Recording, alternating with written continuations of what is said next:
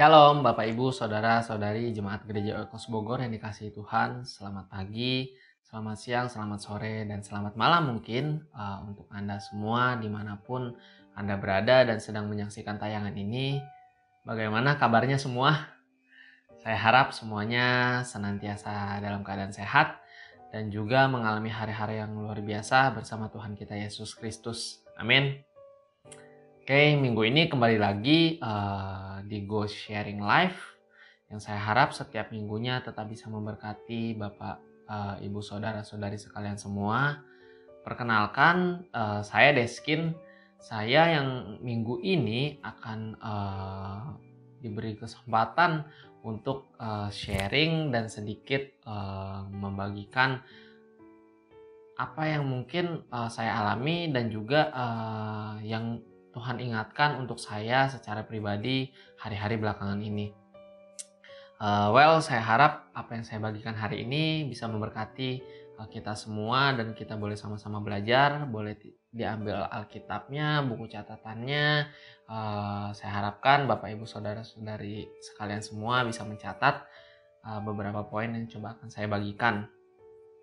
Oke, hari-hari ini kita sedang mengalami hari-hari yang mungkin penuh dengan ketidakpastian, banyak orang hidup dalam ketakutan, dan juga akhirnya ketakutan itu menguasai hidup kita hari-hari ini tanpa kita sadari. Tahukah Bapak Ibu Saudara-saudari sekalian, ketakutan merupakan suatu hal kecemasan atau kekhawatiran terhadap hal-hal yang mungkin sedang kita bayangkan atau bahkan mungkin sedang kita alami. Jadi ketakutan itu muncul, ada yang dari hal-hal yang kita sedang bayangkan, ada juga dari hal-hal yang memang sedang kita alami. Dan kita akan coba baca satu ayat di Amsal 24 ayat 10. Amsal 24 ayat 10. Boleh kita buka Alkitab kita sama-sama di Amsal 24 ayat 10. Oke. Akan coba saya bacakan. Mari kita boleh baca ya. Jika engkau tawar hati pada masa kesesakan, kecillah kekuatanmu. Oke, dari ayat ini saya coba ulang lagi. Amsal 24 ayat 10. Jika engkau tawar hati pada masa kesesakan, kecillah kekuatanmu. Bapak Ibu, Saudara-saudari sekalian, ketika kita menghadapi masa kesesakan, ayat ini mengatakan apabila kita tawar hati, maka kecillah kekuatan kita. Masa kesesakan itu sedang ada dan sedang kita alami hari-hari ini. Pertanyaannya, apakah kita tawar hati? Tawar hati itu yang akan mencerminkan bagaimana kekuatan kita menghadapi masalah atau kesesakan kita hari-hari ini.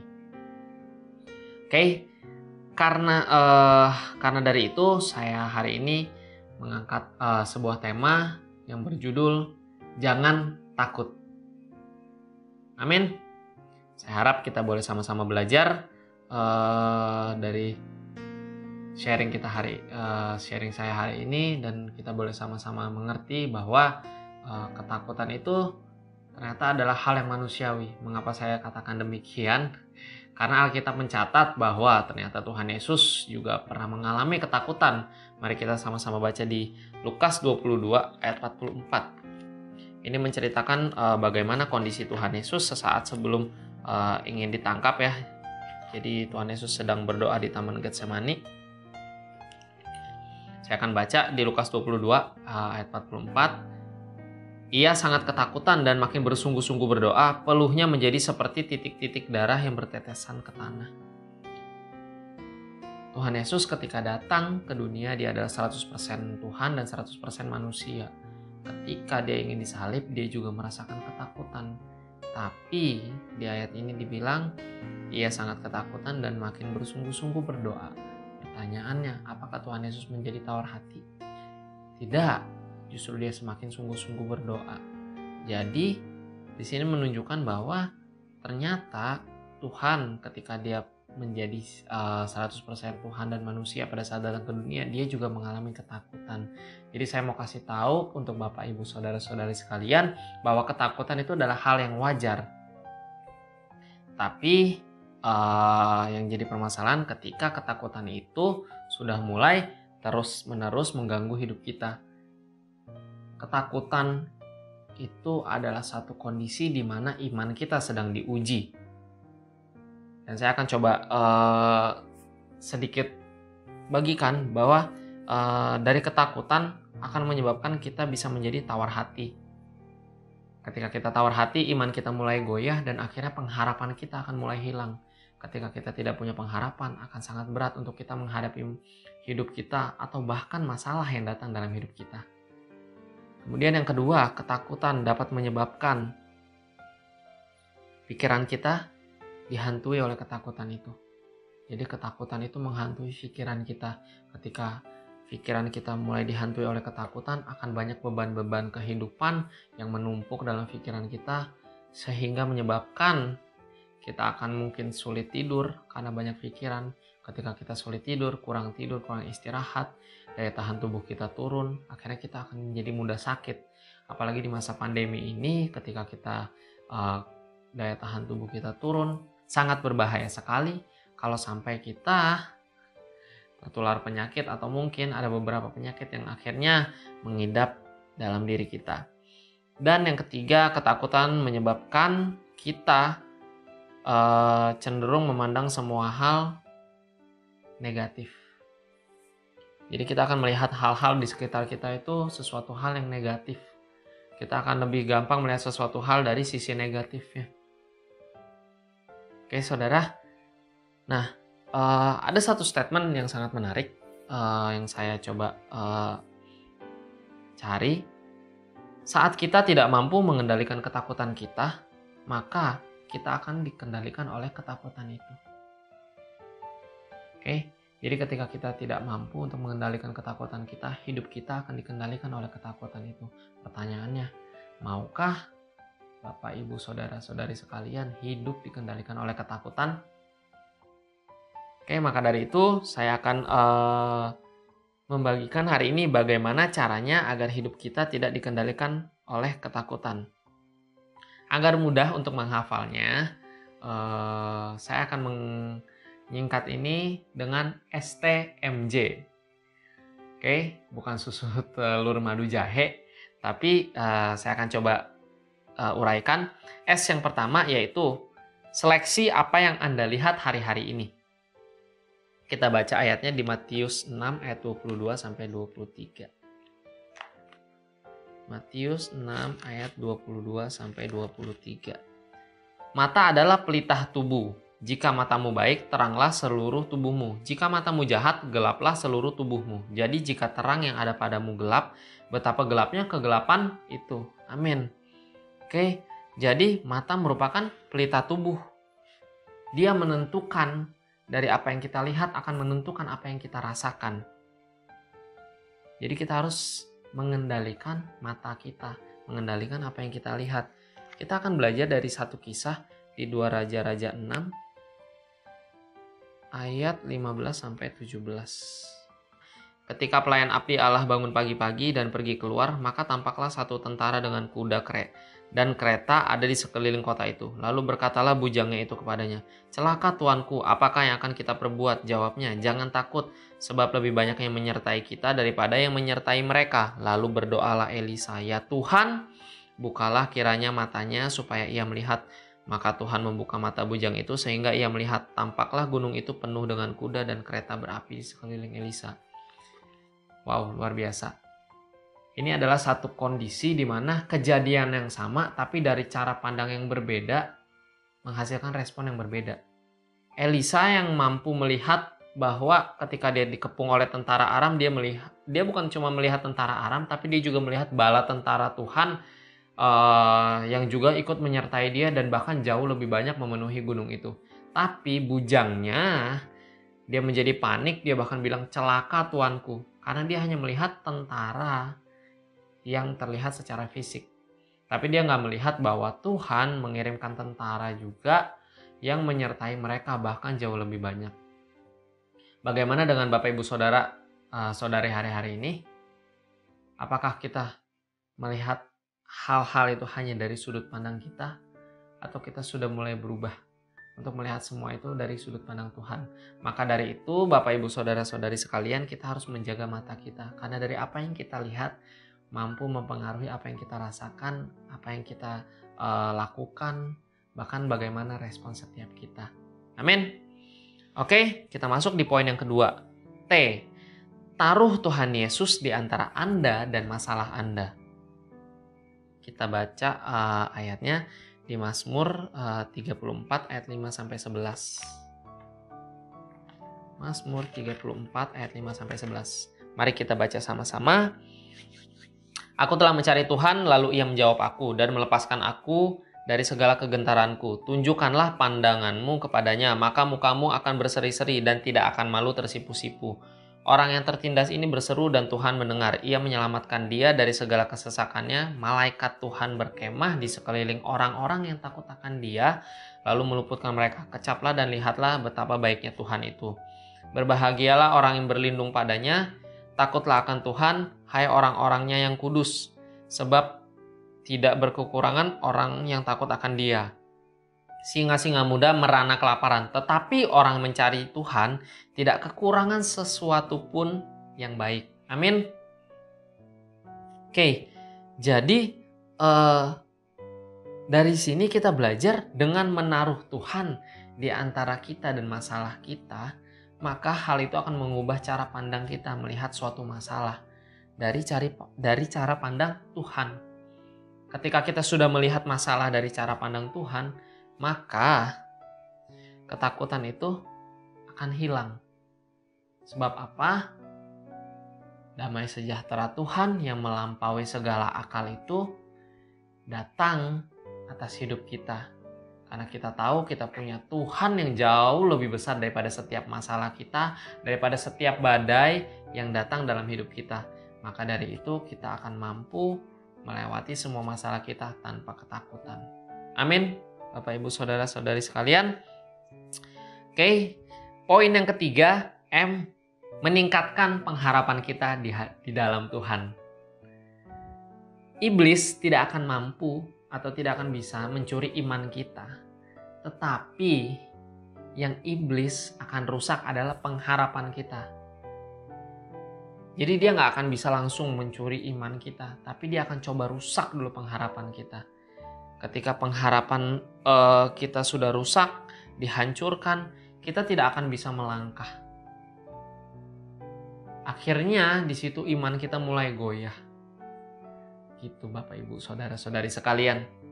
Kita akan belajar dari cerita Kaleb dan Yosua. Bapak Ibu Saudara-saudari sekalian, kalau ikutin mesbah doa dan mungkin pernah baca juga, kemarin kita sempat bahas tentang Kaleb dan Yosua. Mengenai 12 pengintai. Dari 12 pengintai melihat satu tanah Kanaan yang isinya memang orang-orang raksasa, 10 orang mengatakan bahwa kita tidak akan mampu merebut tanah Kanaan sebab di sana ada raksasa, orang-orangnya akan mengalahkan kita dan segala macamnya. Tapi Yosua dan Kaleb melihat tanah itu dari sisi di sana banyak susu dan madunya, kita akan mampu mendapatkannya sebab Tuhan menyertai kita. Lagi-lagi kondisi yang sama, tapi apa yang buat berbeda? Pengharapannya. Dari sini mungkin melihat yang dilihat sama ya, gitu. Tapi pengharapan Kaleb dan Yosua di dalam Tuhan itu berbeda. Mereka tahu bahwa Tuhan akan mampu menyertai bangsa Israel untuk memperoleh tanah Kanaan itu. Maka dari itu mereka punya respon yang berbeda. Nah, itulah sehingga ketika kita punya pengharapan di dalam Tuhan, pastinya kita akan punya respon yang berbeda, yang tentunya jauh lebih baik dibandingkan orang-orang yang tidak punya pengharapan. Ada satu statement yang akan saya coba bagikan untuk Bapak Ibu Saudara-saudari sekalian. Helpless is a condition, but hopeless is a decision. Jadi ketidakberdayaan ketika kita ada masalah, ketika kita sakit itu adalah memang suatu kondisi. Tapi ketika kita mulai hilang pengharapan, ketika kita mulai putus asa, itu adalah keputusan. Pertanyaannya, dalam kesesakan kita, dalam permasalahan, dalam badai yang datang dalam hidup kita hari-hari ini, atau kesulitan ekonomi mungkin, kesulitan pekerjaan, sekolah juga mungkin orang tua akhirnya anak-anak ke sekolahnya jadi repot. Pertanyaannya, kita mau menjadi hopeless atau tidak? Itu adalah keputusan kita. Kondisi itu tidak akan berubah. Yang mampu kita ubah adalah respon kita, pengharapan kita apakah tetap ada di dalam Tuhan. Amin. Oke. Dan poin yang terakhir J, tadi S, T, M, dan yang terakhir J, jembatani hati dan hidup kita kepada kasih Tuhan. Kita akan baca ayatnya di 2 Timotius 1 ayat 7. 2 Timotius 1 ayat 7. Oke, kita baca sama-sama 2 Timotius 1 ayat 7. Sebab Allah memberikan kepada kita bukan roh ketakutan, melainkan roh yang membangkitkan kekuatan, kasih, dan ketertiban. Kita baca lagi di 1 Yohanes 4 ayat 8. Maksud saya 1 Yohanes 4 ayat 18. Ya. Kita baca ya. Di dalam kasih tidak ada ketakutan. Kasih yang sempurna melenyapkan ketakutan. Sebab ketakutan mengandung hukuman dan barang siapa takut, ia tidak sempurna di dalam kasih. Amin. Oke, jadi poin yang terakhir, jembatani hati dan hidup kita kepada kasih Tuhan. Ini adalah kita harus menemui dan mengalami kasih Yesus secara pribadi. Untuk mengalami kasih ini, kita nggak bisa samaratakan setiap orang. Ini adalah pengalaman pribadi lepas pribadi. Jadi Bapak Ibu Saudara-saudari sekalian, setiap hari kita yang harus cari Tuhan, kita yang harus temuin, kita yang harus alamin sendiri. Nggak bisa numpang, nggak bisa nebeng. Jadi pengalaman pribadi sama Tuhan, ya namanya pribadi, itu adalah pengalaman kita sendiri dengan Tuhan. Pertanyaannya, kenapa orang bisa ngalamin, kita enggak? Apakah kita sudah cari Tuhan? Apakah kita sudah menjembatani hati dan hidup kita kepada kasih Tuhan? Oke? Ya, untuk menutup sharing live hari ini, saya akan coba kesaksian dari hidup saya pribadi. Sekitar 3 bulan yang lalu, saya itu harus memilih mengikuti program dokter internship. Jadi dokter internship ini setelah kami para dokter ujian negara sudah lulus lah ibaratnya sekolah dokternya, kami harus ada program dokter selama 1 tahun, sehingga nanti setelah menyelesaikan program itu baru surat izin praktek kami itu bisa keluar. Dan akhirnya itu saya sudah coba rancangkan mau pilih ke rumah sakit mana, mau kemana. Bahkan saya pernah bahas sama teman saya, kita nanti ke sini ke situ, dan ternyata boom, 2020 ini penuh dengan kejutan, adanya pandemi COVID. Akhirnya karena PSBB juga ada pembatasan kan ya, dari transportasi baik udara, laut, dan juga darat. Akhirnya saya itu hanya bisa memilih di daerah Jawa Barat dan juga Jakarta, itu yang dekat-dekat itu. Sebenarnya bisa di Pulau Jawa yang lain, tapi saya cuman tertarik untuk Jakarta sama Jawa Barat jadinya. Kemudian awalnya saya nggak pernah kepikiran untuk milih di sini gitu, di 2 tempat ini. Dan ketika pada saat hari mau pemilihan, sekitar 2 hari sebelumnya saya dengar tentang senior saya yang meninggal karena positif COVID-19. Itu benar-benar yang buat saya ibaratnya mengalami ketakutan gitu. Karena setelah dengar berita itu, bahkan banyak teman-teman saya juga karena pandemi ini akhirnya jadi mundur internshipnya ke periode berikutnya gitu. Dan pada saat saya dengar cerita tentang senior saya itu, saya juga belum sempat cerita kepada orang tua saya, karena beberapa teman saya yang cerita akhirnya jadi mundur. Saya akhirnya cuma doa sama Tuhan, saya coba lawan ketakutan saya cuma bilang sama Tuhan, dimanapun saya ditempatkan, biar Tuhan yang tempatkan sesuai dengan yang Tuhan mau. Dan saya cuma punya tujuan, saya selesaikan program yang saya harus jalani, dan juga saya tujuannya untuk menolong orang, ibaratnya gitu. Kemudian akhirnya setelah saya doakan, saya pikir untuk saya pilih di Jakarta, Karena awalnya Jakarta itu salah satu tempat yang favorit karena mungkin di kota dan juga dekat ya. Jadinya cuma karena COVID-19 dan angkanya waktu itu di Jakarta masih tinggi-tingginya, saya pikir, kayaknya nggak ada yang mau di Jakarta. Akhirnya saya coba untuk di hari pertama pilih Jakarta. Ternyata setelah list rumah sakitnya keluar, itu kan kita milihnya secara online dan cepet-cepetan. Jadi ada faktor keberuntungan juga. Dalam hitungan beberapa detik, websitenya baru mau diklik, ke refresh, dan ternyata kuotanya udah habis. Wah, saya cukup kaget karena kok secepat itu ya habis kuotanya gitu. Ternyata banyak juga peminatnya, nggak seperti yang saya pikirkan lagi dan lagi. Akhirnya lusanya akan ada pemilihan lagi, saya ikut di pemilihan yang berikutnya. Tapi selain bisa pilih Jakarta, di sini juga bisa dipilih yang daerah Jawa Barat dan Jawa sekitarnya lah. Kemudian setelah itu malam sebelum pemilihan saya sempat doa lagi sama Tuhan. Saya lihat-lihat lagi list rumah sakit yang ada. Akhirnya saya tertarik buat lihat salah satu rumah sakit. Saya lihat nama-nama dokter-dokternya yang tugas dan segala macam. Tapi nggak tahu kenapa ada satu impresi dari satu rumah sakit yang akhirnya saya yakin buat saya pilih itu gitu.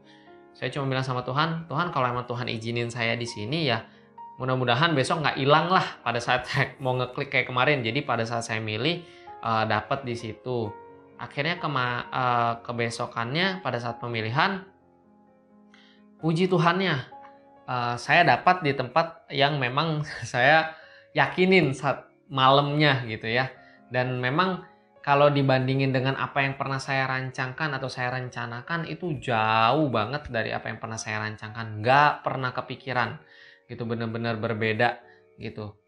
Dan ketika itu saya cuman mikir, saya takut nih apa yang sudah coba saya pikirkan kayaknya nggak jalan. Akhirnya saya harus ubah rencana ini dan itu. Tapi ternyata pada saat akhirnya saya bertugas, saya merasakan bahwa ternyata apa yang Tuhan rancangkan jauh lebih luar biasa dari apa yang pernah saya bayangkan gitu. Bahkan dari yang saya rancangkan itu sebenarnya masih random juga, nggak jelas juga. Tapi ketika di sini memang masih banyak hal-hal yang harus saya gumulkan gitu. Tapi ternyata banyak hal juga yang membuat saya bersyukur dan bahkan nggak habis pikir dengan apa yang sudah Tuhan rancangkan gitu. Jadi benar-benar saya hari-hari ini sedang diajarkan bahwa kadangkala ada ketakutan-ketakutan yang membuat kita sulit untuk melangkah gitu. Tapi ketika kita bisa mengendalikan ketakutan itu dan berjalan bersama Tuhan, meskipun langkahnya nggak jauh, satu langkah demi satu langkah, tapi saya percaya dari satu langkah demi satu langkah itu, janji Tuhan satu janji demi satu janji yang lainnya akan tergenapi dalam hidup kita. Amin. Bukankah janji Tuhan itu sepasti seperti mentari yang akan terbit di pagi hari? Amin Bapak Ibu Saudara-saudari sekalian. Ya, saya harap apa yang sudah saya coba bagikan ini memberkati kita semua. Saya terus berdoa agar kita semua dalam keadaan sehat.